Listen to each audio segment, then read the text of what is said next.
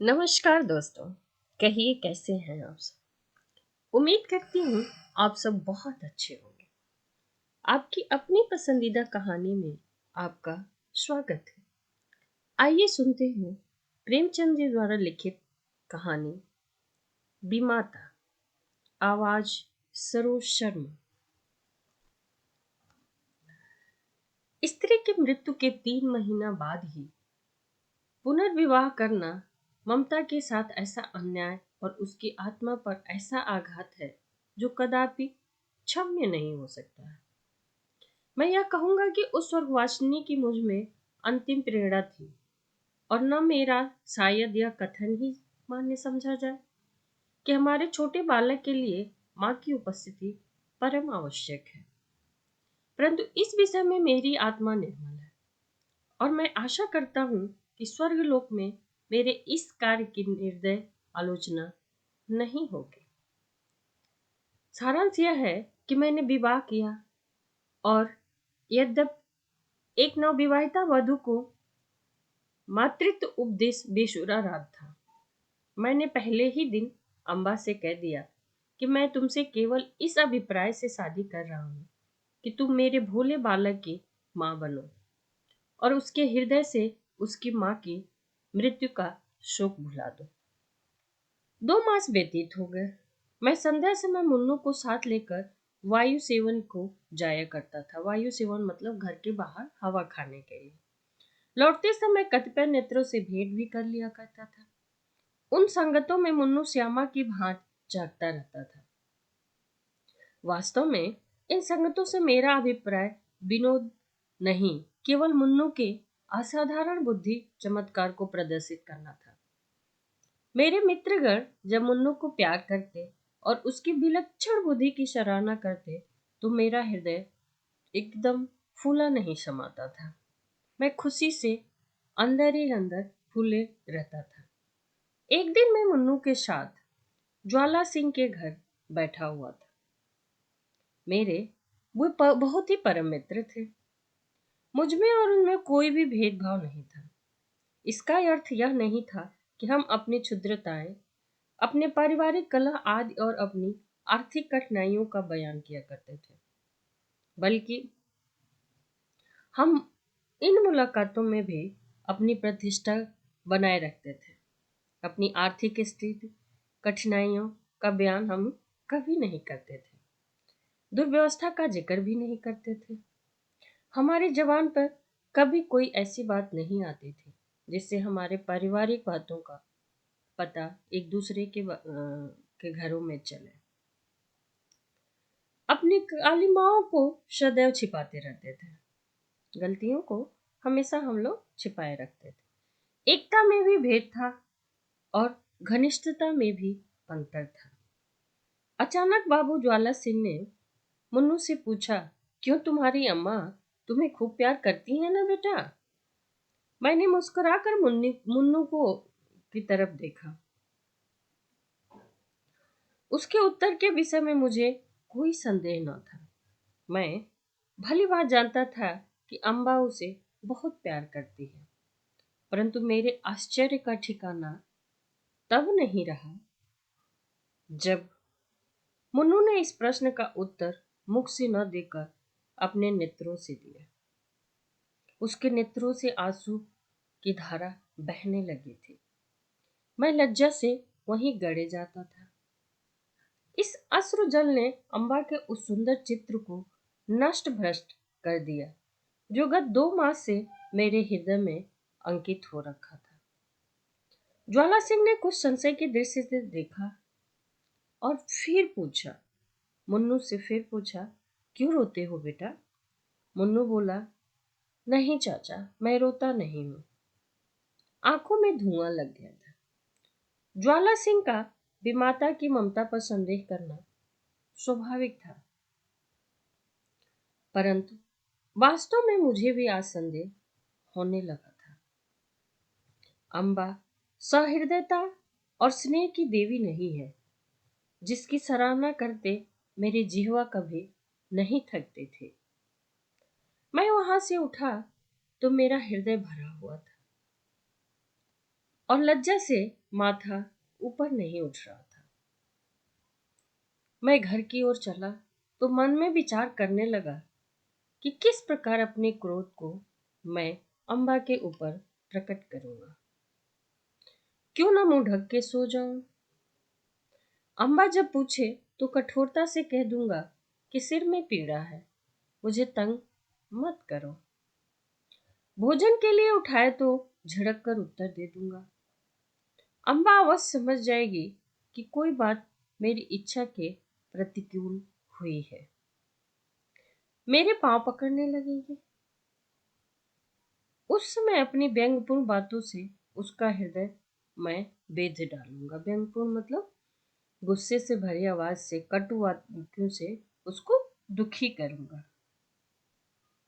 ऐसा रुलाऊंगा कि वह भी याद करेगी। पुनः विचार आया कि उसका हंसमुख चेहरा देखकर मैं अपने हृदय को क्या बस में रख पाऊंगा या नहीं। उसकी इस प्रेमपूर्ण दृष्टि, एक मीठी बात, एक रसीली चुटकी मेरी शिला तुल्य रुष्टता के टुकड़े टुकड़े कर देती है। परंतु हृदय की इस निर्बलता पर मेरा मन झुंझुला उठा। यह मेरी क्या दशा है? क्यों इतनी जल्दी मेरे चित्त की काया पलट गई? मुझे पूर्ण विश्वास था कि मैं इन मृदुल वाक्यों की भांति आंधी और ललित कटाक्षों के बहाव में भी अचल रह सकता हूं। और कहां अब यह दशा हो गई कि मुझमें साधारण झोंके भी सहन करने का सामर्थ्य नहीं है। इन विचारों से हृदय में कुछ दृढ़ता आई।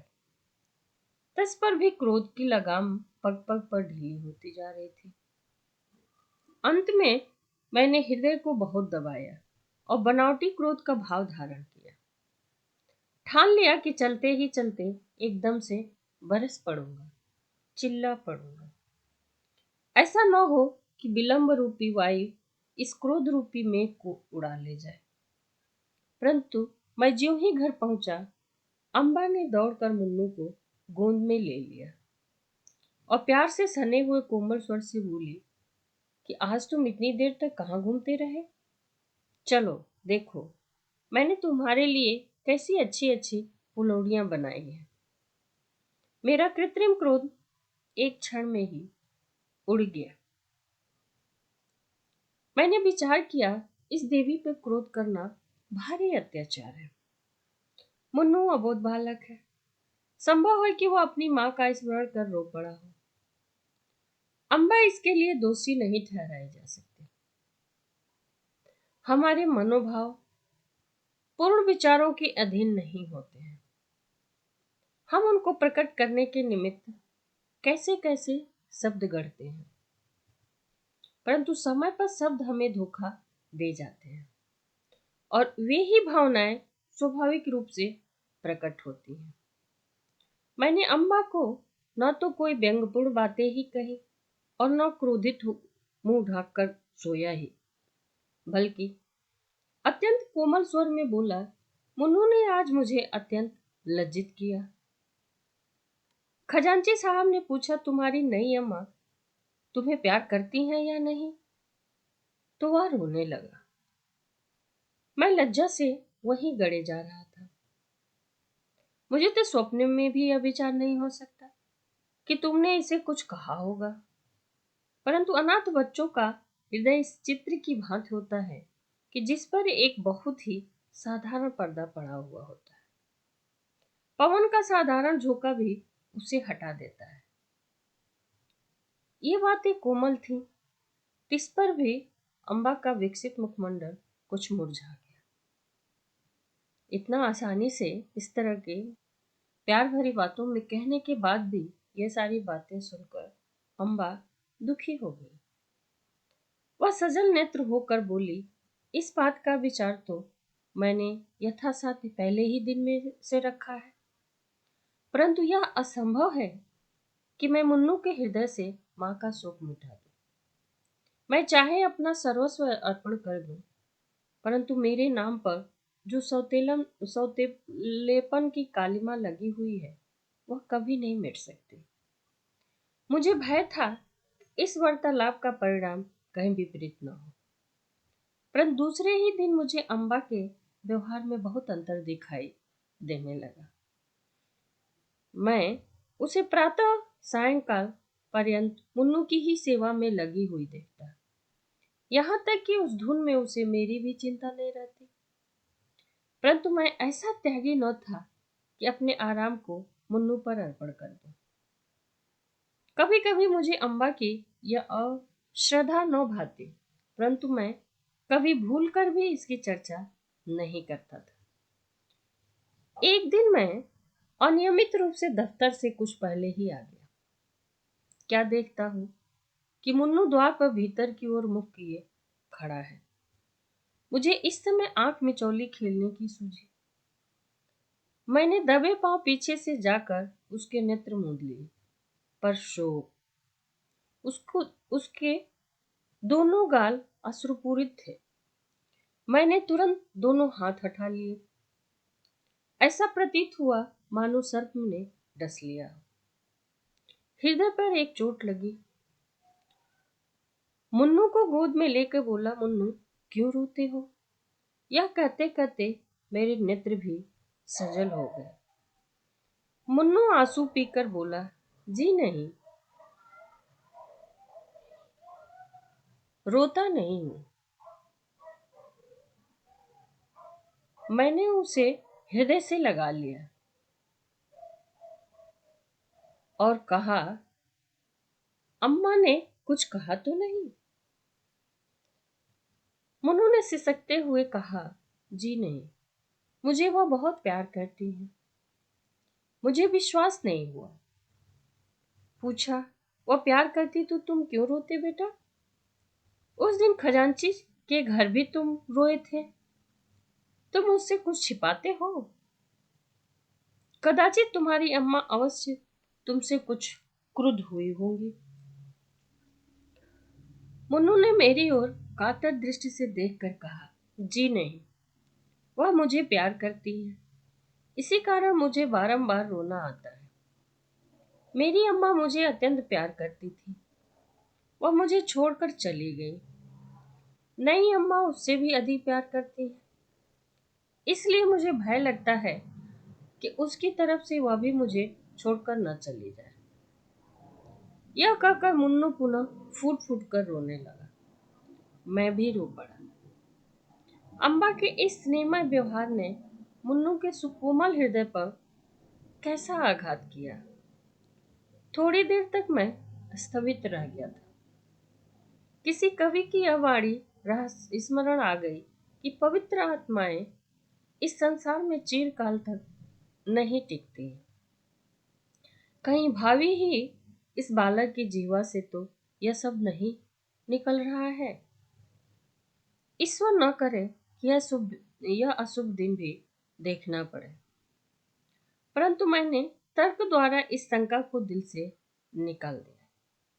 समझा कि माता की मृत्यु ने प्रेम और वियोग में एक मानसिक संबंध उत्पन्न कर दिया है और कोई बात नहीं होगी।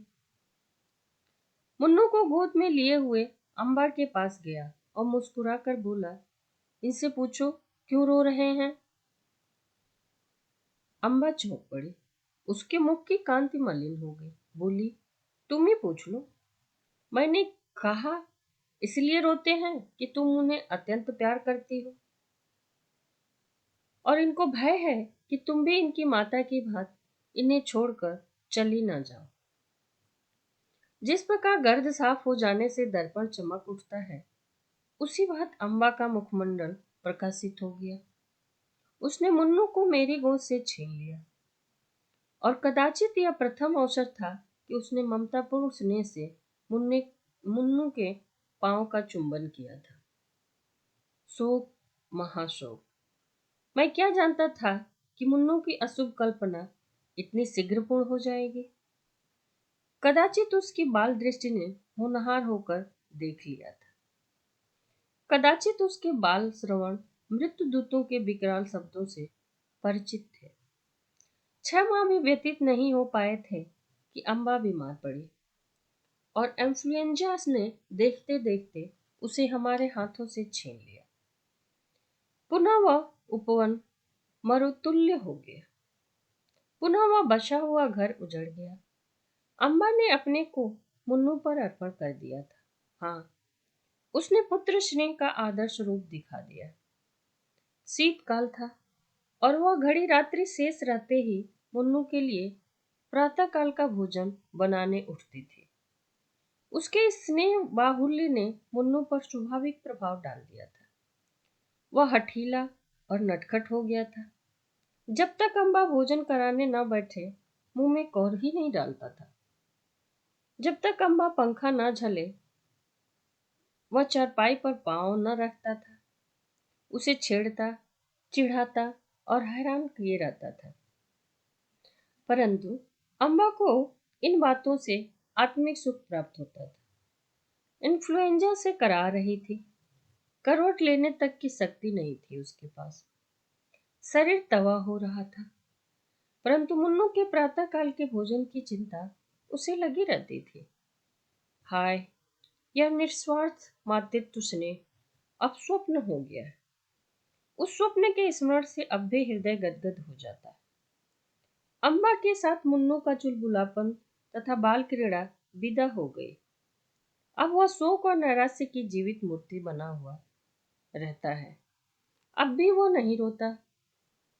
ऐसा पदार्थ खोकर अब उसे कोई खटका, कोई भय भी नहीं रह गया था। तो देखा दोस्तों, माता और विमाता का प्रेम। प्रेम वह शब्द है कि अपने और पराये में कोई अंतर नहीं करता। प्रेम वह चीज है अब पराये को भी अपना बना लेता है। विमाता होकर भी अम्बा मुन्नू के हृदय में अमर हो गए।